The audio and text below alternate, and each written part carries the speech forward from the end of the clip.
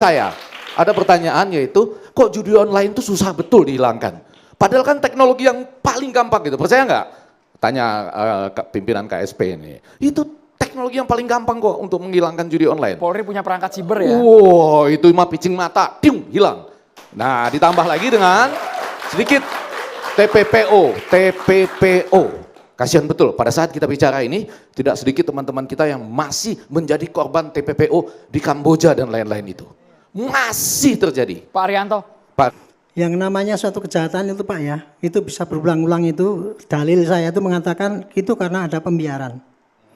Pembiaran itu biasa dibiarkan oleh aparatnya. Judi online dibiarkan, ya semua kejadian yang terulang-ulang itu ya, juga, yang ya? tidak bisa diberantas itu pasti ada pembiaran. Pembiaran entah aparatnya juga membiarkan, masyarakatnya juga membiarkan, pemerintahnya juga membiarkan. Nah sekarang sudah ini kan Pak Prabowo sudah ngebrak ini, ya mudah-mudahan nanti yang seperti itu tadi praktek-praktek yang selama ini terjadi itu bisa diungkap dan polisi juga bisa ngikut-ngikutin itu. Yang namanya buku petunjuk itu, buku saku Brimob itu tebalnya 100 halaman, Bu. Sabara tebalnya 100 halaman, yang saya buat itu cuma 50 halaman dulu. Sayang itu sudah detail sekali, Bu. Kalau menghadapi ini kamu harus bersahabat, gitu. Ada semua. Masalahnya itu ketika itu dipublikasikan belum dibaca sama anggota yang di lapangan. Itu masalahnya. Yang kedua, apabila ada pelanggaran-pelanggaran itu sekarang yang berlaku tidak langsung ditindak itu sehingga tumpul itu pengawasannya. Itulah yang akan kita perbaiki dalam waktu 1 tahun ini.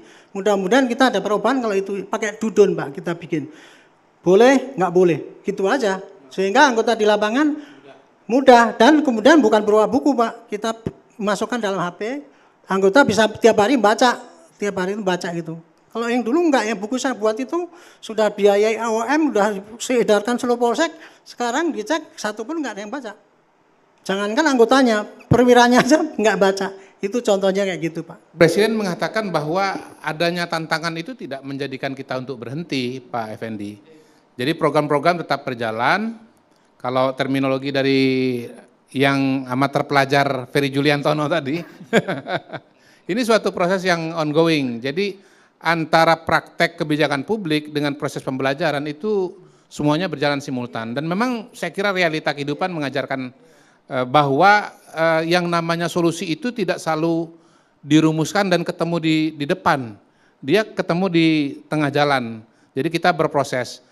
Yang pasti adalah bahwa komitmen Presiden untuk melakukan transformasi bangsa itu sangat luar biasa, sangat kuat. Dan ini masih banyak chapter-chapter yang